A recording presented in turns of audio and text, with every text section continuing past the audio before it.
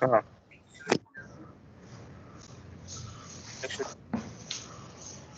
In the name of the Father, and of the Son, and of the Holy Spirit. Amen.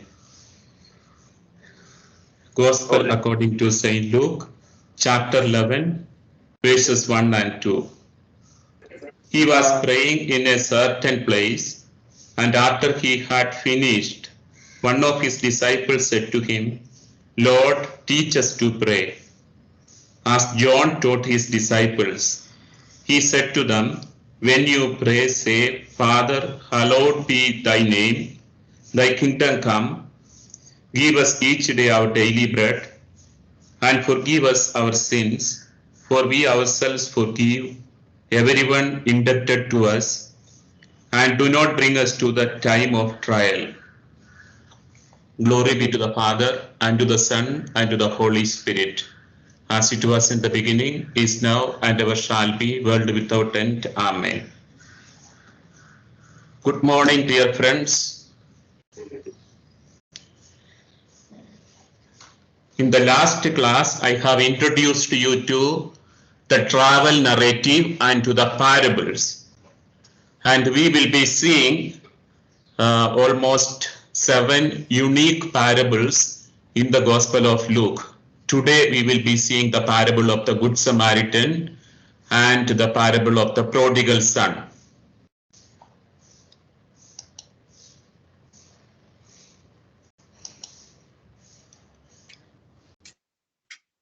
Only in the Gospels of Luke and John we have a record of Samaritans.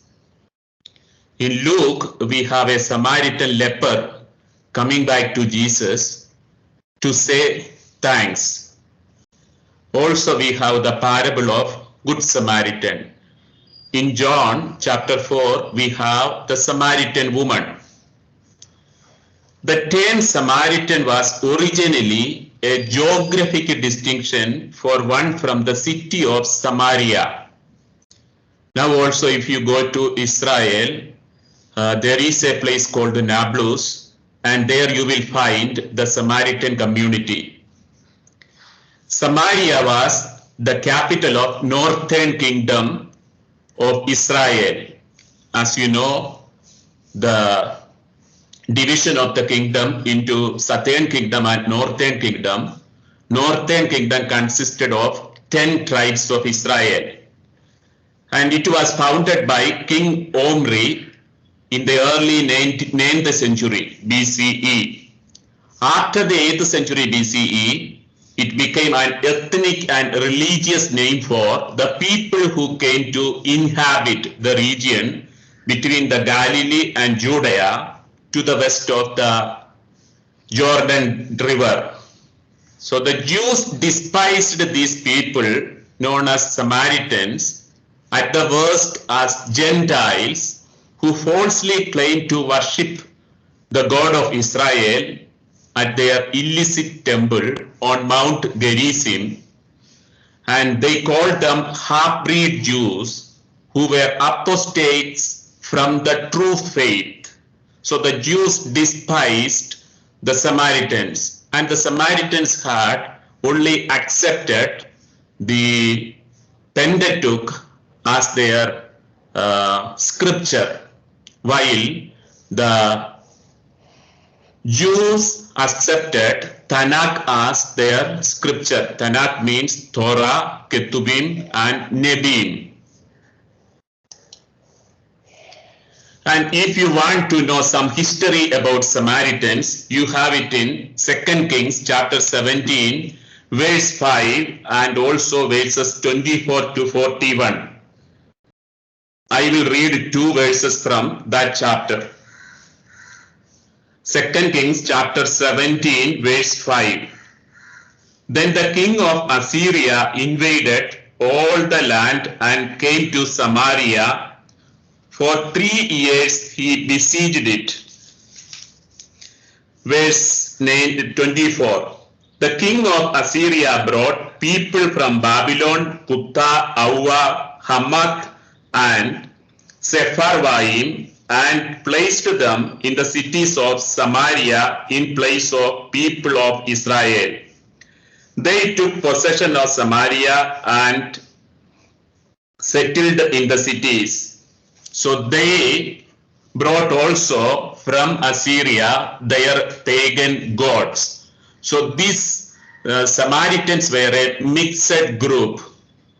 So the Assyrians, namely the 5 nations mentioned in the book of Kings, they were brought to Samaria and they married the Jewish women there, and they had a mixed worship because the Assyrians brought from their nations their own gods.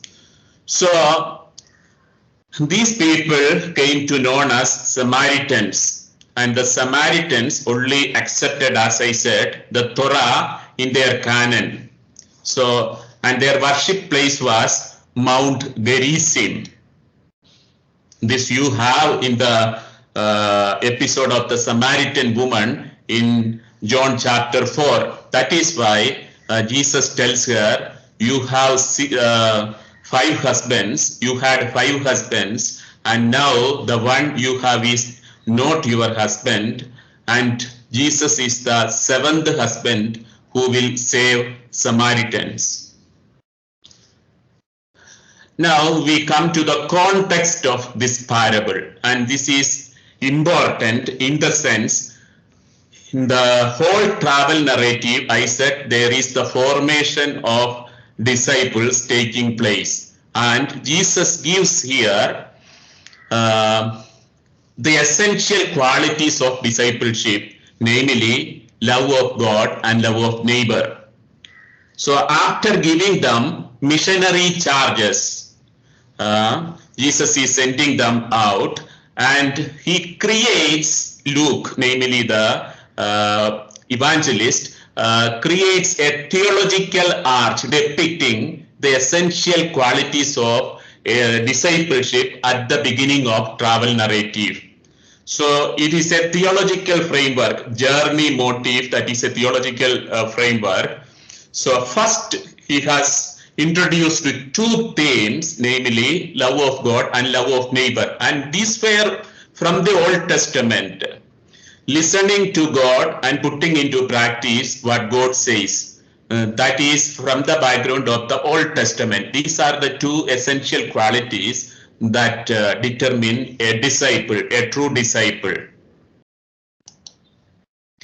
Now, how is this part, the first stage of travel narrative, arranged? There is a parallelism between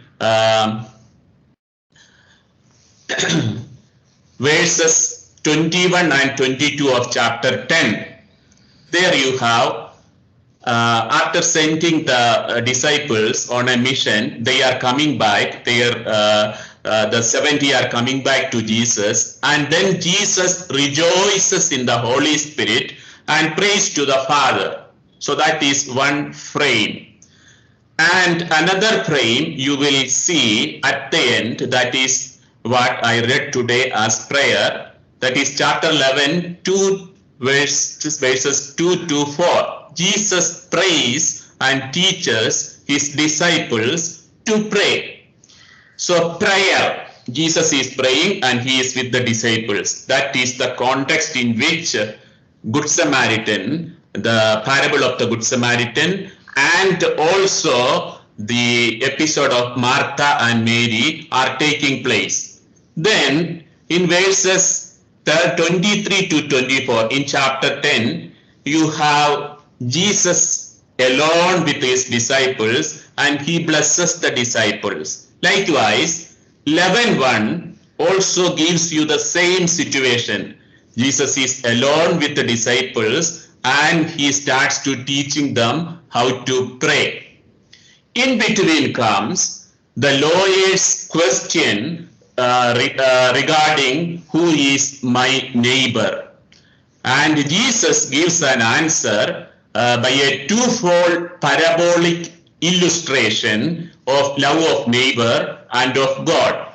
Love of neighbor is expressed in Good Samaritan, parable of the Good Samaritan. Here it is written chapter 10, 25 to 37, that is right. and Martha and Mary, chapter 10, 38 to 42. So that is at the center. And now if you see this framework, you can understand certain things. The solemn way in which Luke surrounds the great commandment by twice portraying Jesus as praying at the beginning as well as at the end. Jesus as praying. And Jesus teaches others to pray. That means Jesus is doing some activity. Jesus teaches others to pray. So this suggests that Jesus is a model for a disciple. He is the model for the disciple. He is one who hears the word of God. One who prays. That means he hears the word of God and he does. He teaches others to pray and he rejoices with others in the Holy Spirit. So Jesus is presented as a model for discipleship in the framework. How? Jesus as one who hears the word of God, listen to the word of the Father, and Jesus is the one who does the will of the Father. With chapter 10, 21 to chapter 11, 4, Luke constructs a solemn introduction to the travel narrative. The first section is an introduction to the travel narrative where you have two themes, love of neighbor and love of God. The way to eternal life leads through the imitation of Jesus, and that is the answer given to the lawyer. Imitation of Jesus as the one who does the will of the Father, as the one who listens to the word of the Father. And Jesus is one who always lived in the presence of God, and he came to seek and save the lost. Luke chapter 19 verse 10, where in chapter 19 you have the travel narrative ending. He is reaching Jerusalem. Following Jesus on the way, involving compassion for the suffering neighbor, attention to the word of God. These two things are essential.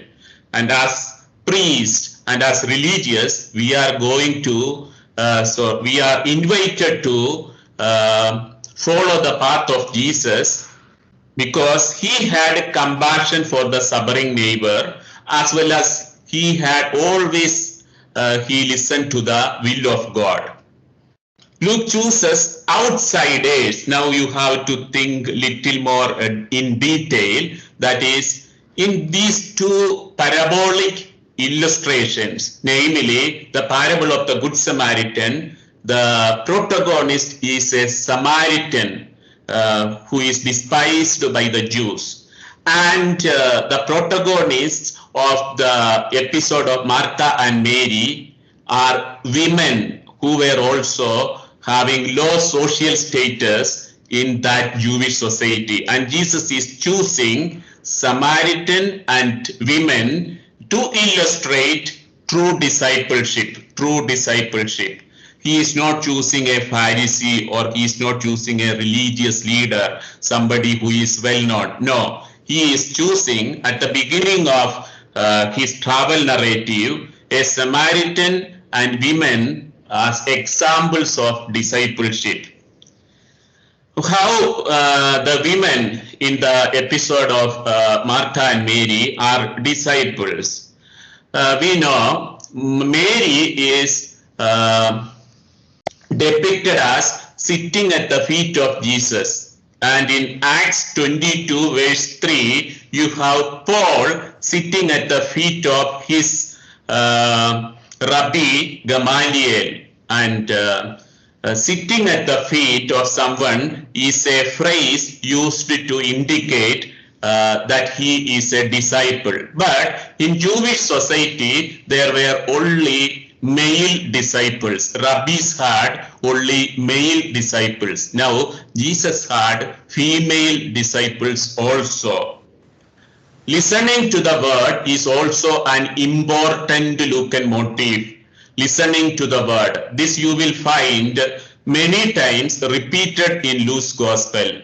You have to listen to the word of God and put them into practice in order to become a member of the family of Jesus. And those who listen to the word of God and put into practice are his mother, brother, and his family members. That is what Jesus says. Both Mark 12:28 to 31 and Matthew chapter 22 34 to 40 speak of first commandment and second commandment, that is from Deuteronomy. But there is a difference in Lucan narrative. Lucan narrative, there is a difference. That means Luke has taken the same passage, but he has edited it. And what was his editing and what was his purpose behind the editing? In Luke, there is only a single command and single commandment with a double focus. That means both love of neighbor and love of God are put together. The parable of the Good Samaritan with its exhortation to do mercy to neighbor, and the episode of Martha and Mary with its praise of the one who sits and listens to the word, form a twofold parabolic illustration of the single commandment. So by loving God, you are loving the neighbor. By loving the neighbor, you are loving the God. That is what Luke intends to say. Unlike Matthew and Mark, he has edited the first and second commandment and he has made it to a single commandment. And that is important. What is the Lucan redaction of this lawyer's question? So those two commandments are put into a single commandment. And in Deuteronomy, you will find the necessity of combining these two commandments. For example, Deuteronomy chapter 28, verses 30 and 14. Take Deuteronomy chapter 28, 13 and 14, verses 13 and 14.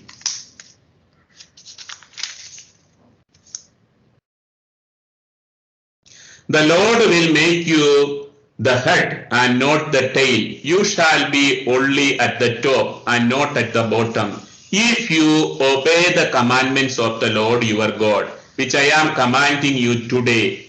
Be diligently observing them, and if you do not turn aside from any of the words that I am commanding you today, either to the right or to the left, following other gods to serve them. So the commandment are about the necessity of hearing the word of God and doing it.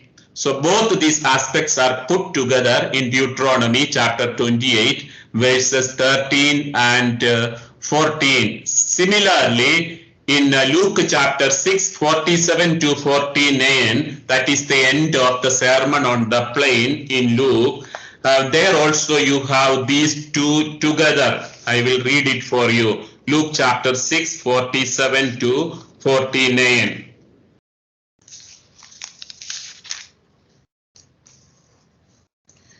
This is also found in Matthew at the end of his Sermon on the Mount in chapter 7, 21 to 28.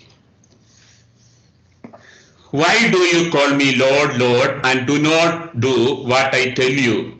I will show you what someone is like who comes to me, hears my words, and acts on them. That one is like a man building a house who dug deeply and laid the foundation on rock. When a flood arose, the river burst against that house, but could not shake it because it had been well built. But the one who hears and does not act is like a man who built a house on the ground without a foundation. When the river burst against it, immediately it fell, and great was the ruin of that house.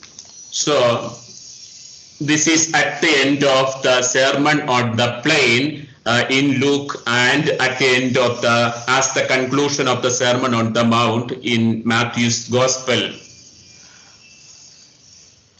Also, Luke, when speaks of his true family of Jesus, the members are those who hear the word of God and do the will of God. Similar statements you will find also in Mark chapter 3, verse 35. And in the parable of the Good Samaritan, we have several times the word do repeated. The word do repeated. Go and do likewise. The lawyer asks what he must do to inherit the eternal life. So the word do has an importance in this parable. He is then commanded to do likewise. The Good Samaritan is the one who does mercy to the injured man. The priest and the Levite are those who hear the law but do not do it. And now we have to ask in detail, what is the question, who is my neighbor? Actually, there was discussion or debate about this question in the first century among rabbis. In Leviticus 19, in detail, you read that chapter at home, Leviticus chapter 19. So there is the question whether it included the Samaritans and Gentiles, their neighbors. So who is my neighbor is a frank question from a Jewish circle, because in the first century they had many discussions on this topic.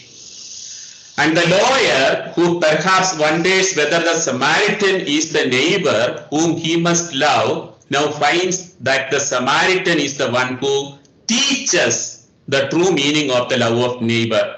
And it is important to note that the lawyer is a Jew, and to a lawyer, Jesus, a Jew, is speaking about a Samaritan. In the parable, you don't see good Samaritan, because for Jews there is no good Samaritan. Samaritans are enemies. They are false Jews. They are half-breed Jews. So for a lawyer to hear that Samaritan as an example is strange. That is the twist of this parable. So definition of neighbor. Who is the neighbor? For a Jew from the Old Testament, they consider three groups as their neighbors. Who are they? They are fellow Jews who are residing in their neighborhood. Fellow Jews, that is first group. Second, a resident alien, that means a foreigner from abroad who is also living in their area, could be considered as their neighbor. And a Jew who lives abroad is also a neighbor. So these are the three groups they considered as their neighbors. No others they considered. Samaritans were not neighbors to them. So that is a great twist in the parable. The scholar answers by quoting from the two commandments from the Torah, the first from a verse from the collection of verses in the Shema. Shema is listen, O Israel. That is their creed, Old Testament Jewish creed, and which they recited many times during the daytime, like we recite our creed during Mass. So this is the Old Testament covenant profession of faith, that is Shema Israel. We find it in Deuteronomy chapter 6, verse 7. And the second from the holiness code, that is from Leviticus chapter 17 to 26, that area is known as, those chapters are known as holiness code. And in chapter 19, you will find 19 verse 18, the term neighbor, love your neighbor, that is found from Leviticus chapter 19 verse 19 verse 18. So what we have in these two commandments is an amalgamation of two passages from the Old Testament. One is from Deuteronomy chapter 6, the other is from Leviticus chapter 19.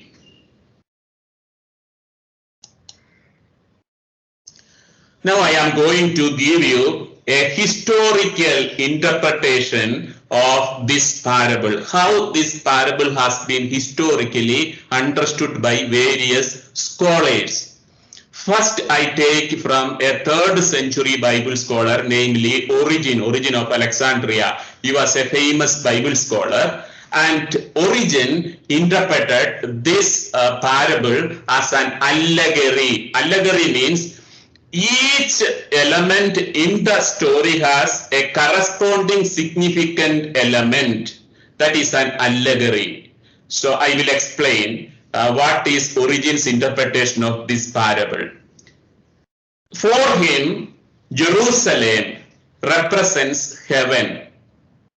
So the man is traveling from Jerusalem to Jericho, and Jericho represents the world. And the robbers are Satan or the devil and his minions. The priest represents the law, and the Levite the prophets. The Good Samaritan is Christ, and the ass on which the Good Samaritan carried the man wounded is Christ's body carrying fallen man to the inn, which becomes the church. The church is the inn. Even the Samaritan's promise to return translate into Christ's return, that is parousia. So this is the kind of interpretation that was given by Church Father Origen. So he has interpreted this parable allegorically. Now Saint Augustine is from 4th and 5th century, and Augustine continued what Origen said. That means he has also got an allegorical interpretation of this parable, but with some modification. And what is the modification? The Samaritan is Christ. The animal of the Samaritan, that is the ass, is the flesh of Christ. The man coming down from Jericho is Adam. So that is an addition. The robbers are Satan and his minions. The inn is the church. There is another addition. Innkeeper is Apostle Paul. Apostle Paul is the innkeeper. Augustine also reads the parable in multiple ways. Literal interpretation along with allegorical or Christological interpretation. He does not limit himself to the historic sense, but opens the text to be read canonically. That means the parable is interpreted in the entire context of the Bible. Christologically, that means a Christological interpretation is given. Namely, he considers Samaritan as Christ, and everything is centered on Christ. The whole salvation history. The fallen Adam is redeemed by the Samaritan, like the fallen humanity is redeemed by Christ. That is the Christological interpretation given by Augustine. Now when we come to reformers, that is in 15th and 16th century, the reformers continued to see this parable as allegorical. For example, Martin Luther uses the Good Samaritan to contrast grace and law. And John Calvin continued to see the Samaritan as Christ. He has a Christological interpretation, but it is also allegorical. They all continued with the patristic tradition of interpretation of this parable. Now there are modern interpretations. For example, Adolf Juliher finds in this parable a story grounded in realism that has at its center a single educational function, something identified as an exemplary story, moral instruction for the church. He considers it as an example story. Example story means a model story which gives a moral path for the church. So that is the interpretation of Adolf Juliher. In the 20th century, Charles Dodd, C.H. Dodd, and Joaquin Jeremias interpreted the parable with special attention to its setting in life. That means the geographical setting, the personalities, etc. So they gave importance to that. So there are different types of interpretation for this parable found along the history. If you look into the history, you will have several types of interpretation given to this parable. For example, Robert Funk, he is also modern, argues that this parable does not suggest that one behave as a good neighbor like the Samaritan, but that one become the victim in the ditch who is helped by an enemy. So that is his own way of interpretation. Now, what I am going to give you is an interpretation in the context of literary and historical context of the Luke Acts, namely the first century context. And I consider it as a true parable of Jesus. A true parable of Jesus means there will be some twist, some strangeness that will evoke the listener in question to act. For example, here the listener of the parable is a lawyer, a Jew, and he will be surprised to hear from a Jew, that is Jesus, saying that the Good Samaritan acted mercifully. They cannot imagine it. They don't have a Good Samaritan. They have only Samaritans as enemies in their mind. So, we are following the modern interpretation. It is not allegorical interpretation, but allegorical interpretation has its own value. It considers it in this parable. We have salvation history, entire salvation history narrated in nutshell. That is allegorical interpretation. Each element corresponds to an element in the history of salvation, like the wounded man is Adam, and Jerusalem, heaven, Jericho, world, everything. So the whole history of salvation in nutshell is narrated allegorically in this parable, that we don't deny. But from the first century context, and considering the listener and considering the literary form parable, we are giving an interpretation. It will correspond to the allegorical interpretation. It will relate to the allegorical interpretation. So I have given you the historical literary context first. Literary context to us, it is placed in between Jesus praying and acting. Jesus listening to the will of God and Jesus acting. He does the will of God. So I am saying here you have Jesus who does the will of God. This is an example of doing the will of God. And in Martha and Mary, that episode you will have an example for loving God, listening to the words of God. Mary is sitting at the feet of God. So in that line, we are interpreting the parable. Now, who is a certain man then? Unnamed. Here, he is not identified. He is not defined. He is undefined, whether he is Jew, here, whether he is Gentile or Samaritan, nothing is given. A certain man is traveling from Jerusalem to Jericho. So his identity is not seen. Now I will explain why his identity is not seen. Because the man is robbed of everything. He does not have clothes. And clothes are a way to identify a Samaritan or a Jew. But he does not have clothes. So, and he is half dead, so he cannot speak.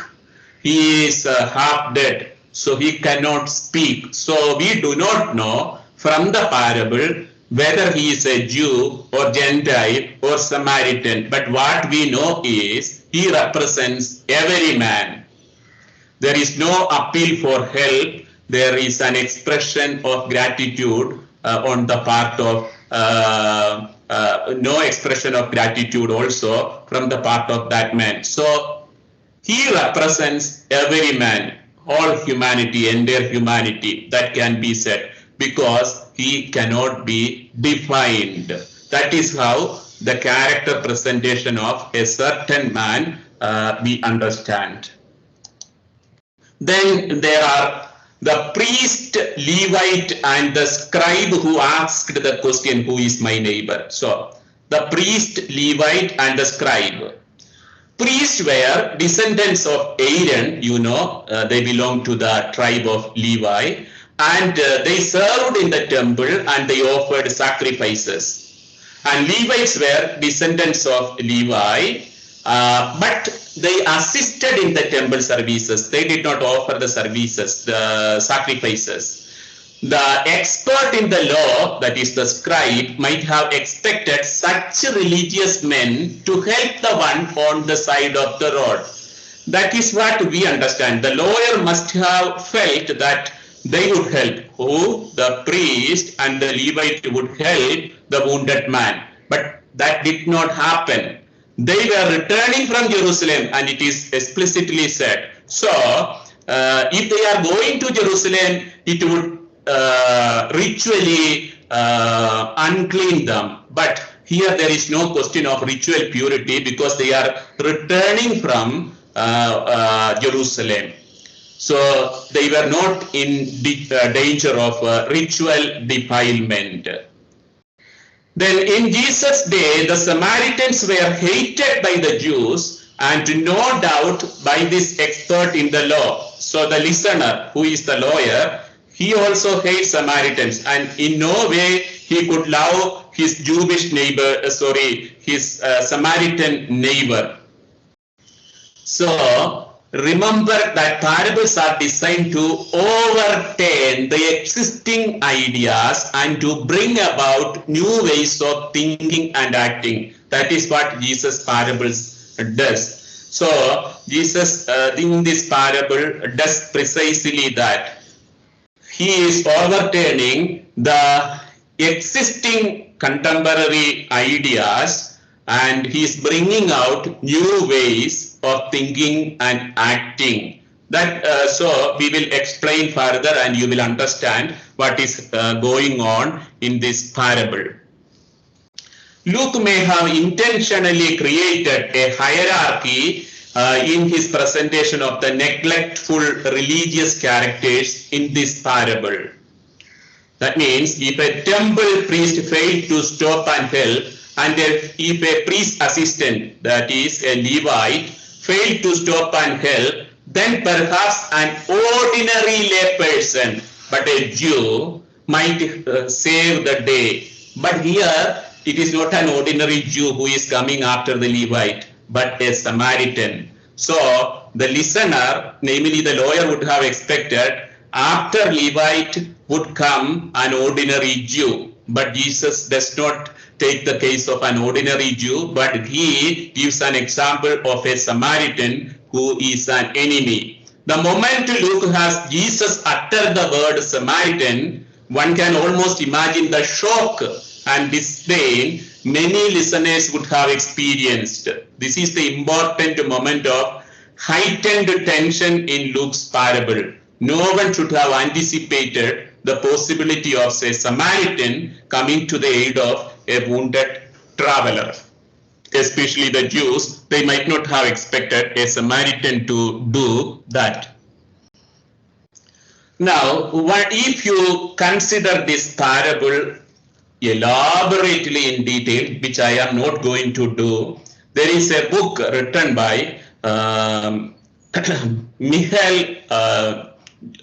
Michelini, that is in Italian, but that book is famous now. That book is called The Seven Acts of Mercy. The Seven Acts of Mercy. And what he speaks in that book is that the Samaritan does 7 acts of mercy towards the wounded man. Also, Jesus does 7 acts of mercy towards, in the entire parable, to the lawyer and in the parable. So there are altogether 14 examples of mercy in this parable. That is what his book describes. So that is an elaborate exegetical study on this parable. And which are the 7 acts of mercy the Samaritan does in this parable? That is what given here in this slide. He came near him, that is first act. Second, when he saw him, he saw. Third, he was moved with pity. He went to him and bandaged his wounds, having poured oil and wine on them. Then he put him on his own animal, brought him to an inn, and took care of him. The next day, he took out 2 denarii, gave them to the innkeeper, and said, "Take care of him, and when I come back, I will repay you whatever more you spend." So these are the 7 acts of mercy.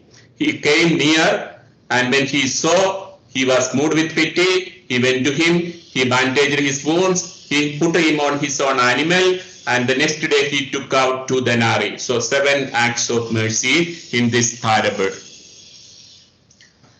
The priest and the Levite, the religious representatives, they saw, but their hearts remained closed.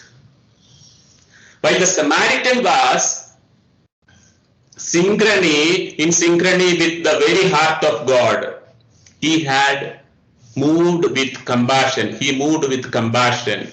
And that is the essential characteristic of God's mercy that we find in Old Testament, Exodus chapter 34. That is, also that word compassion is used 3 times in the Lucan narrative.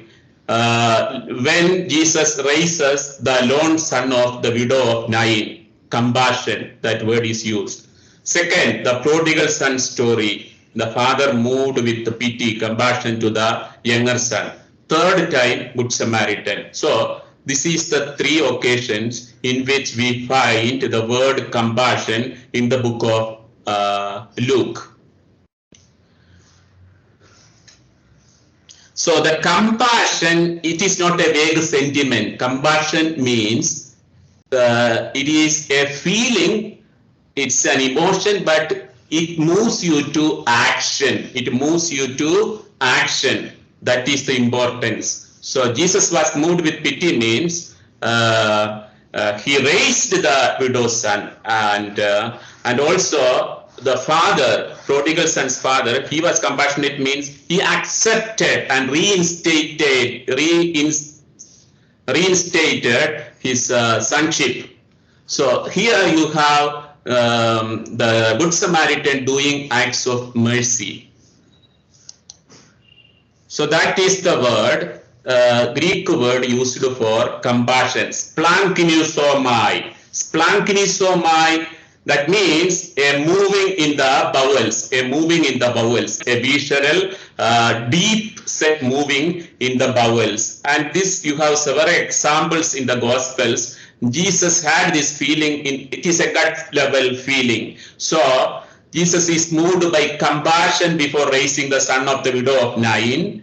And Luke has Jesus used the word twice of the 2 most time-honored characters of his parables, namely the Good Samaritan has compassion when he sees the man lying half dead on the road, and the father of the prodigal son, he is also moved by compassion when he sees his son returning home. So these are the 3 occasions this Greek word splanchnizomai is used in Luke's Gospel. Now, if we were the lawyer, what thoughts and feelings might we have after Jesus telling this parable in response to the question, who is my neighbor? The problem is, sometimes we may know the whole Bible, the entire Bible. Now, recently I had conducted a quiz program for the diocesan laity and sisters and priests, and some of them could even score full marks. That means they know everything. And some seminarians also participated in that, but they could not score even 40%. Then I was thinking, there are lot of people who knows the Bible well than the one who are taught more. So sometimes we may think that we know the Bible more than the laity, but it may not be the case. And we may know the liturgy well, Bible well, the theology well, but this is not enough. That is what this parable shows us. What do we know more? That is a good heart that has compassion for others. That is the priest and the Levite see and ignore. They looked, but they did not offer any help. The Samaritan was moved by compassion and moved with compassion, and he helped the one who was in need. There is no true worship, no true learning of the word of God if it is not translated into ministry, into service to the neighbor. What does it mean to ignore the suffering of a man? It is equal to ignore God.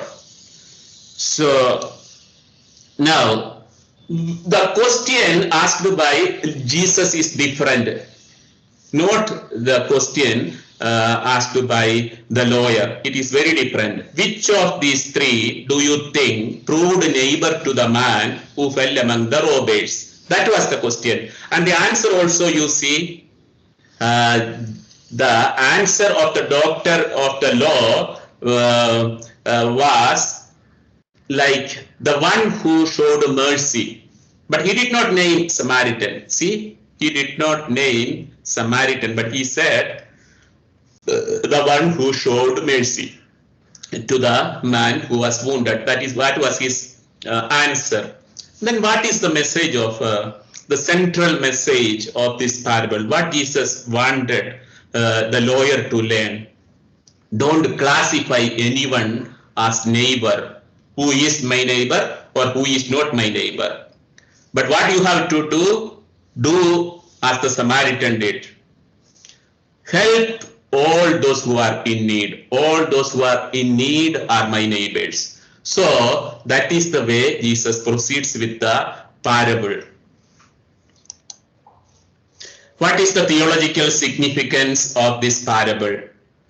The parable of the Good Samaritan communicates much more than arbitrary allegorical assignments about neighborliness and service. At the core of Luke's writing is the story of what God has accomplished in the person of Jesus Christ and of a great reversal of human condition. That is the allegorical interpretation and its significance. What has God done is a great reversal in Jesus. The fallen humanity is saved by Jesus, by the intervention of God in Jesus. The distinctions between Jews and Gentiles, male and female, poor and rich, esteemed and despised are continually blurred by the words and inaction of Jesus. So do not stand by classifying others by sight, who is neighbor and who is not. That is the theological message of this parable.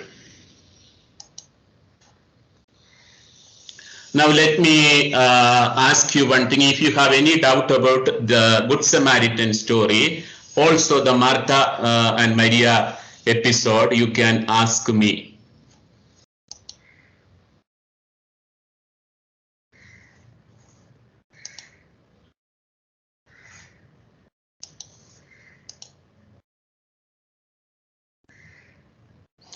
Yesterday, I have sent you a video on the parable of the just judge and the widow, persistent widow and the unjust judge. Yesterday, I had sent a video. You just listen to that video because I'm not going to take that parable in the class. So listen to that video. It is equal to attending the class. If you have doubts, then ask me. Now we are going to see the parable of the prodigal son, Luke chapter 15. Kindly turn to Luke chapter 15. Father, I had a doubt. Yes. When you're mentioning about the Levite and the priests were returning from Jerusalem. Yeah. You mentioned that they were not in danger of ritual defilement. Yeah. Was it by the mere fact that they had gone to Jerusalem, or No. The dead body they cannot touch. Even blood they cannot touch. They will be defiled even by touching a dead body. That is why they are passing on the other side, neglecting him. So he was half dead and blood was over the body, so they cannot touch him. So it is normal for them to avoid, no, Father? They may thought that it is. No. That is what explained by from Jerusalem to Jericho. If they were going from Jericho to Jerusalem, the temple is in Jerusalem. So they are coming after their service in the temple. And a priest will get only once a year, at most 2 weeks ministry in the temple. Otherwise, they are having their own house affairs and other duties. There were so many priests, and that was the situation in the first century. So they were coming after the service. Okay, Father. Father, then is there any significance in Luke chapter 10:38 to that Martha and Mary, Jesus calling Martha twice? Yes, that is giving an importance, and you will feel when Jesus teaches something important, he says the word twice. Amen, amen. Peter, Peter. Martha, Martha. All these are twice. The problem is, what should be the priority of a disciple? What should be the priority? Both are disciples, but what should be the priority? Listening to the word of God should be the priority, then doing the will of God. So Mary was listening to the word of God. That means she was listening, and it was a problem in the first century. Some were engaged in activities more than preaching and listening to the word of God. But the priority should be given to, in church services, the priority is listening to the word of God. First priority. So that is the only thing. Otherwise, actions are equally important, but the first and primary concern should be sitting at the feet of God. And that should be our concern also as priests and religious. That is why the disciples spent time with Jesus. They were with him and they were sent out. So first thing and priority should be to be with him, to be sent out then comes the second thing. So these two must go hand in hand. So that priority of love of the listening to the word of God is listening to the word of God means knowing the will of God. Then only you can do it. Thank you, Father. Father, I have a doubt, Father. Yeah. Father, you said no. When they touch the half dead body blood, they are not holy. But in the Old Testament, we can see in the sacrifices, they were killing and pouring blood to the Holy of Holy. So Yes, that is different. Even a Gentile, walk to a Gentile place, for example, Samaritans, they did not pass Samaria because they are non-Jews, and touching them, buying food from them, this will all make them unclean. But sacrifice will not. They are the ones to offer sacrifice.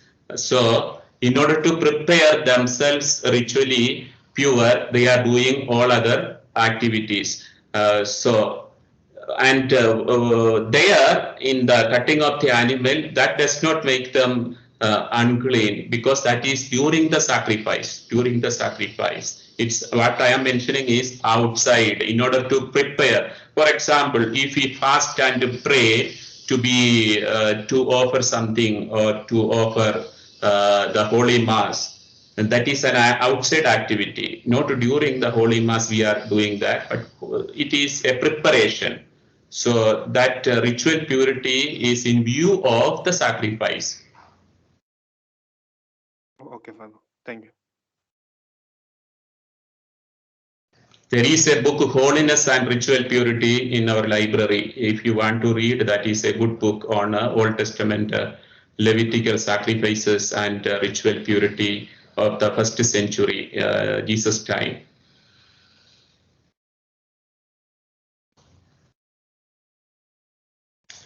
Now we come to the prodigal son story, and I already asked you to read it at home, the handouts which I had given. If you have gone through, this class will be easy for you.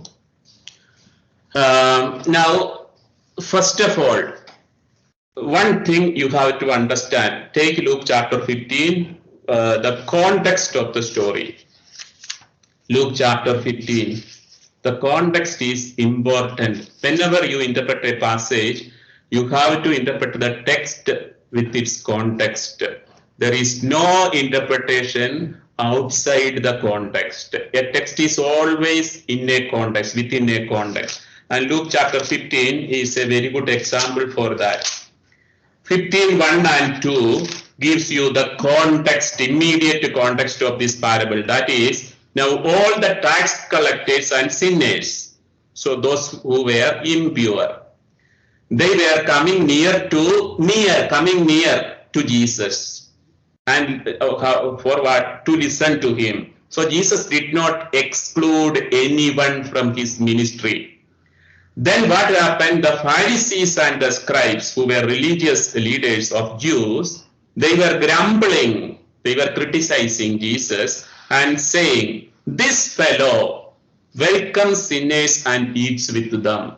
And that is the context of the story of the parable. So all the parables are put in a context, literary context in Luke's narrative. In all the narratives of gospel narratives, the parables are placed within a context. In order to understand the meaning of the parable, you have to understand the context. Now, from this itself, you know who is the tax collectors and sinners in the story. Tax collectors and sinners are represented by younger son. And who is represented by the Pharisees and scribes? Who is grumbling in the story? That is the elder son. So you have to interpret from the context the parable. Now, another important dimension. You cannot interpret or insert something into the text. Some people say this is three parables. There are three parables in chapter 15. That is wrong. Why?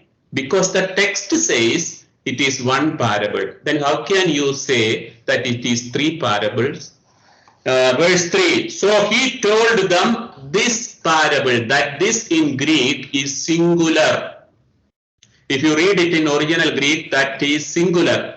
That means this is a parable with three similar storylines. A parable with similar three storylines. Now you will understand it better. So this much you have to know in order to read this parable. And that is from the text itself. So this much you have to know to interpret it rightly. So this chapter has been called the heart of the third gospel. That means it contains the essential message of the gospel of Luke, the heart of the third gospel. And I explained what is the setting, that is the context, literary context. Then there is, I have written parable of the lost sheep. Why? Because it is in comparison with other gospels. You will find in Matthew also parable of the lost sheep, but it is different context. It is placed in a different context. It is altogether different message that is conveyed by parable of the lost sheep in Matthew's gospel. Then parable of the lost sons. Here it is wrong. Luke chapter 15, 8 to 10 is parable of the lost coins. Then parable of the compassionate father and his two sons, that is Luke chapter 15, 11 to 32. But actually it should be written, now I am teaching you, that is why for your sake I have written like this. But what should be the exactly, as the text says, first the story of the lost sheep, story of the lost coins, story of the lost sons. Three similar stories, a parable containing three similar stories. Now the parable of the prodigal son. That is the traditional title given to this parable. That is from patristic period.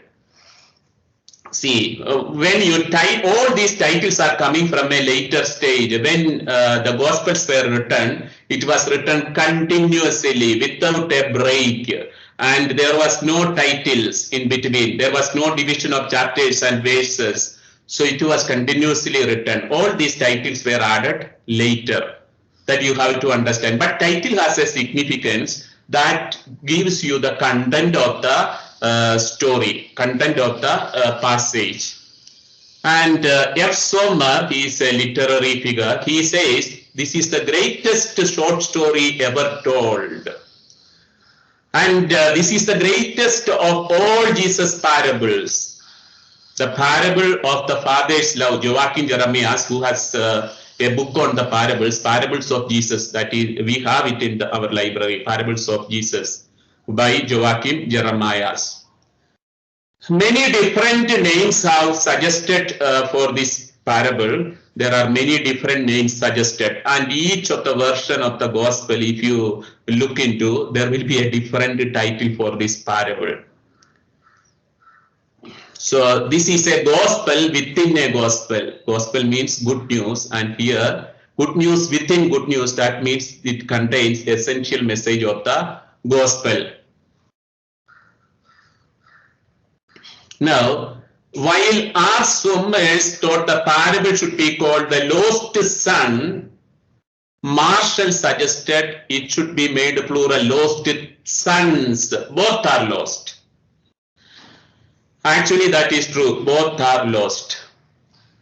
Peter R. Jones offers a title based more squarely on the exegesis of the text as it now stands. The parable of the compassionate father and the angry brother, because it compares two ways of receiving the lost. Two ways of receiving the lost. So there are different names suggested by different scholars and different versions of the Bible to this parable.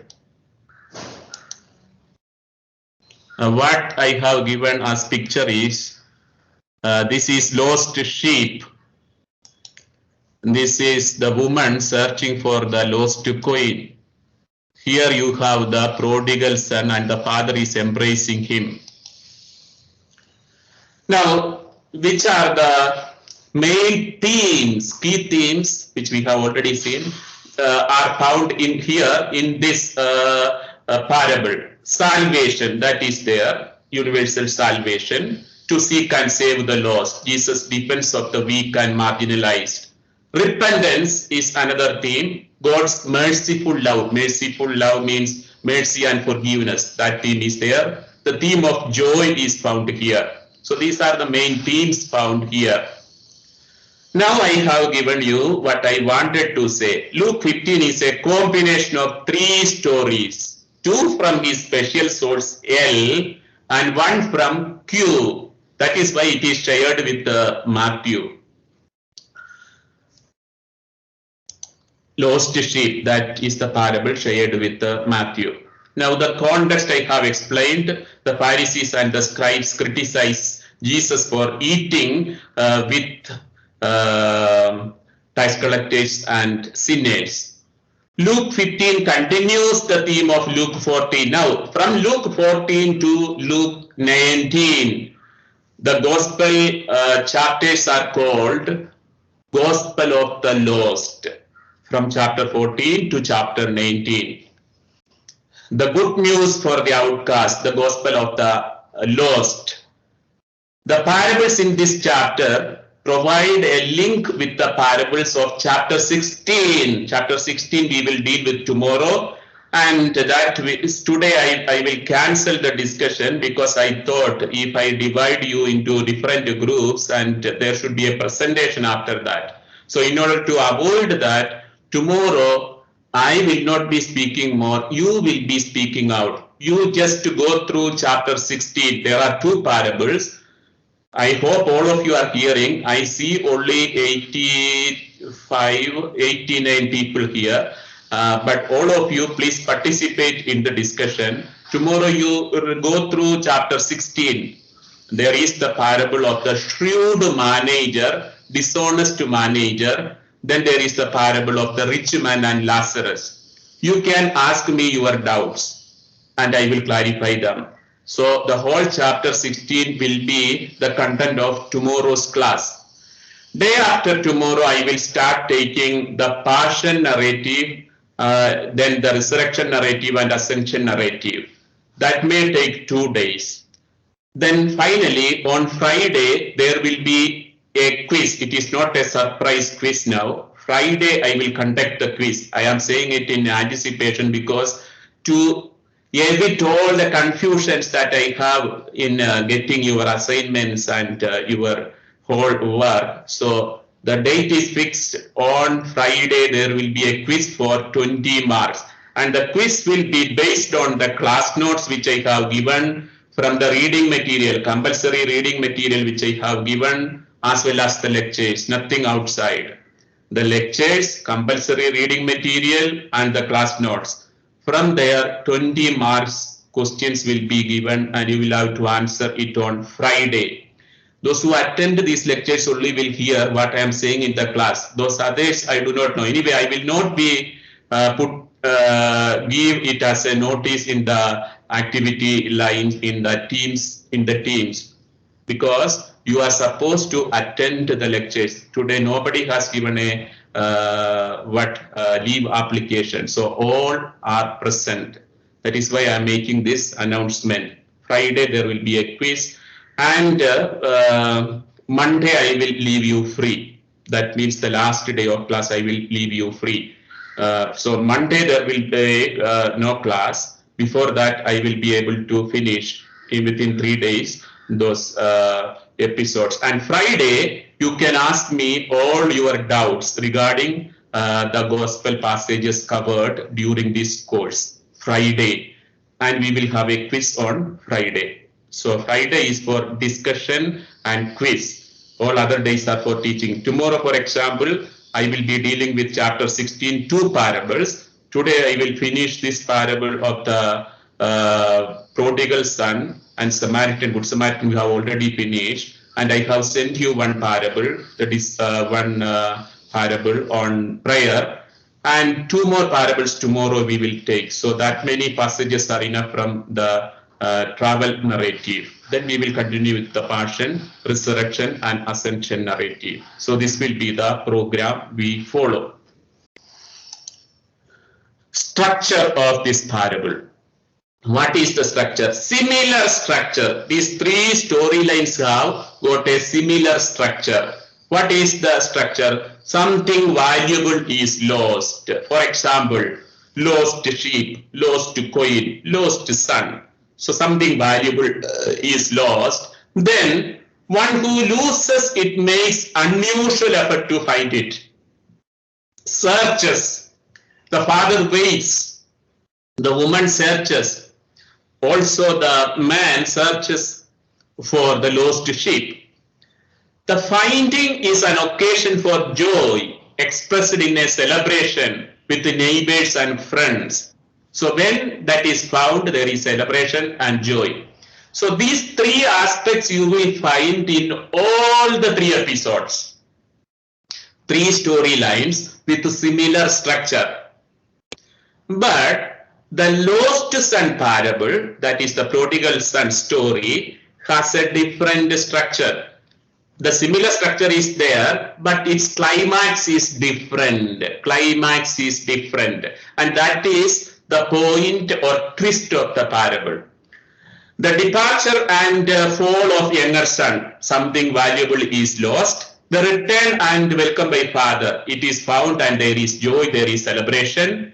Then there is the climactic scene, the father and the older brother. There is an invitation from the father to join the celebration, to receive his brother.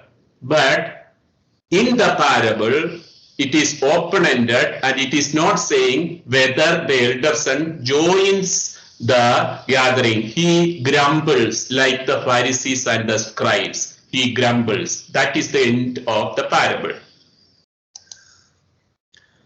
Joy is a theme in this parable, as I said, and the joy here is different from the other joy scenes in the gospel, because here the joy is by heavenly angels, angels in heaven. They will rejoice. They will rejoice of a repentant sinner. So this is unique to Luke. Nowhere else in the Bible you will see the angels rejoicing over a repentant sinner. And here, metanoia, that is repentance, metanoia is not a condition. It is not a condition, but a consequence of God's love. It is the consequence of God's love.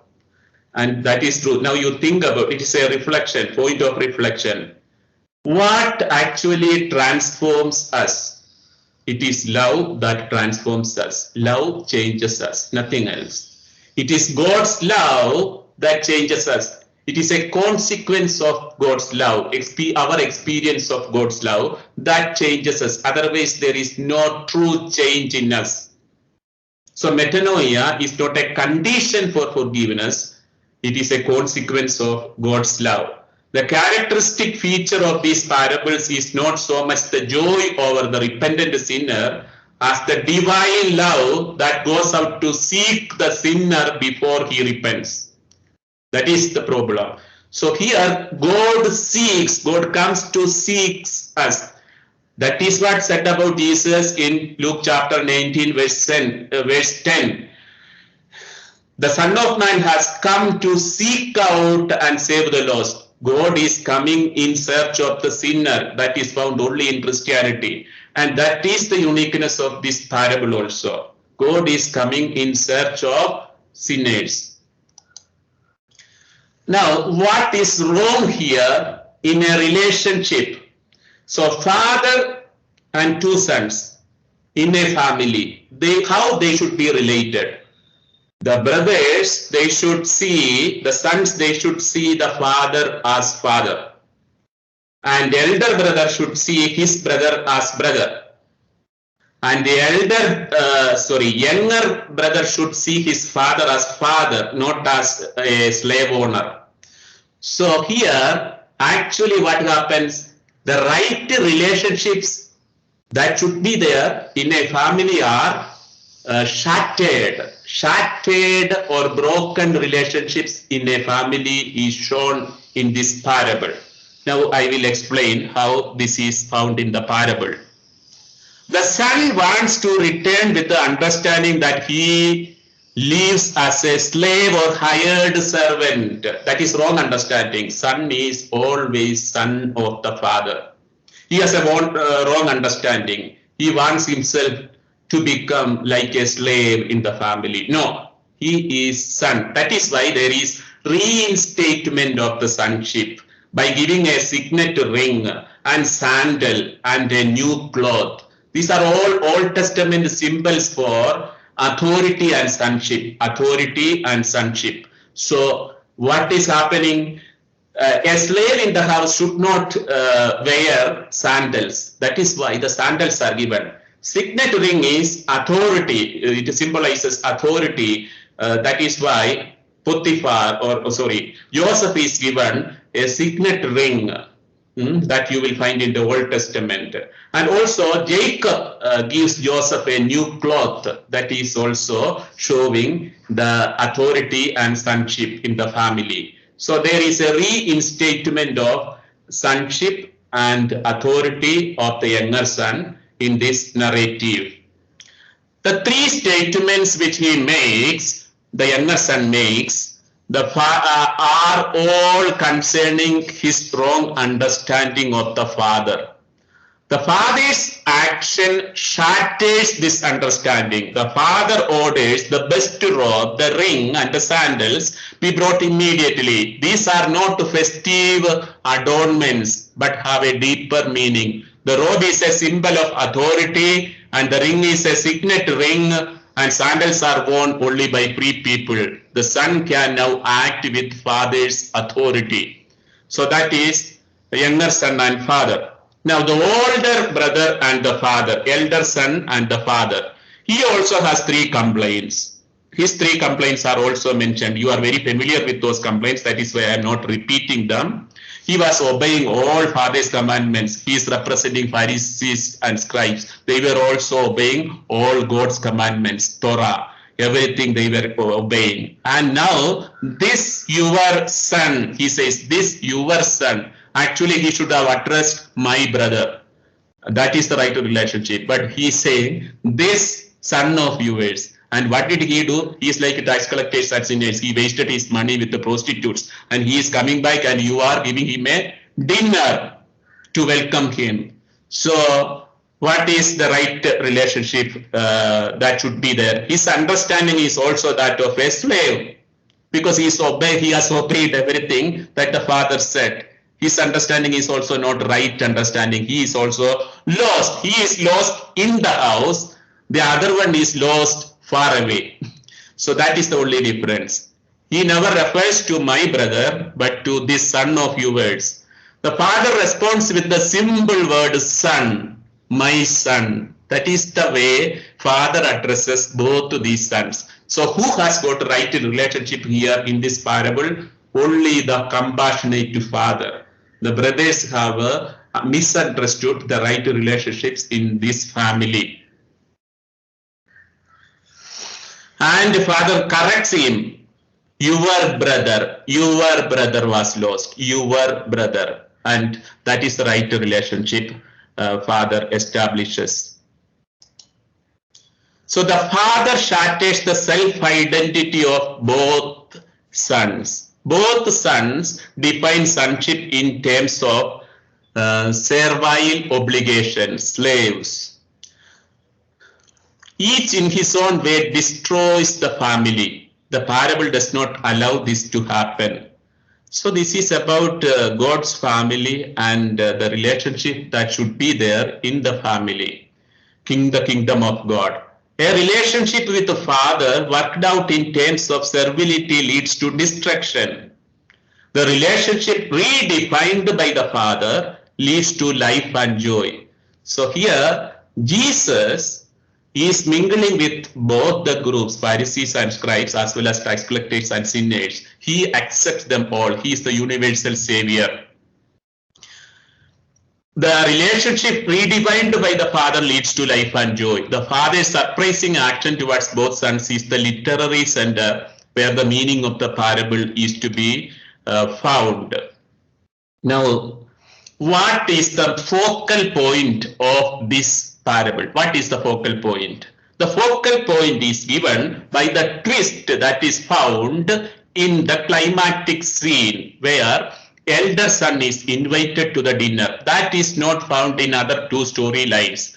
But in the 3rd storyline, a part is added, that is elder son and the father, their conversation. And the negative reaction of the elder son who is presented as not valuing his brother as he should.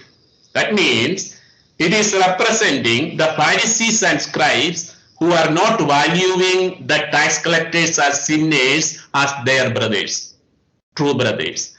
So that is the focal point of this story. Sometimes you may have many other themes as I expected, as I told you, the main themes like repentance, conversion, or joy, compassion of the father. All these themes are there in the parable, but the main focal point in the context as well as based on the structure of the parable is the elder son's negative reaction. The elder son's negative reaction. And now within 2 minutes I will finish this parable, Justin, then I will stop.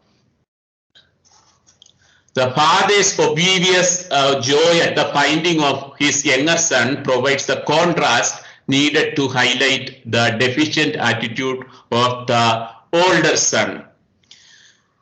So now I have already said the attitude of the Pharisees and scribes as individuals towards tax collectors and sinners. That is the context in which this story is said. But at the end of the parable, it is not clear whether the elder son will come back to the dinner and receive his brother?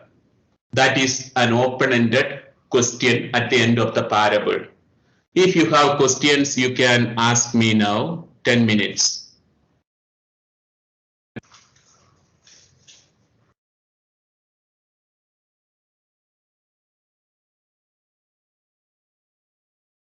So tomorrow we will be dealing with chapter 16, the two parables you should prepare and come. It is all about riches and poverty and riches, material goods. Anyway, read it well and come with your questions. The most difficult parable to interpret is the dishonest manager in the entire Gospels, in all the four Gospels. I found that as the most difficult. If you find it easy, it is well and good. Anyway, I will be asking your interpretations tomorrow. So we will have a discussion as a group tomorrow. And I will be calling out certain names. If they are not found, it's shame, because tomorrow we will have a discussion. I have the list of names with me. Since you don't have questions, I am stopping now. In the name of the Father, and of the Son, and of the Holy Spirit. Amen. Somebody has made a noise? Yes, Father. Can you hear me? There is a question. Deslin here, Father. Yeah. Father, in verse 29, the younger son complains that father never gave him a kid for making merry with his friends. So do that Pharisees and scribes have a kind of attitude similar to that? Does the God never gave them something or something like that?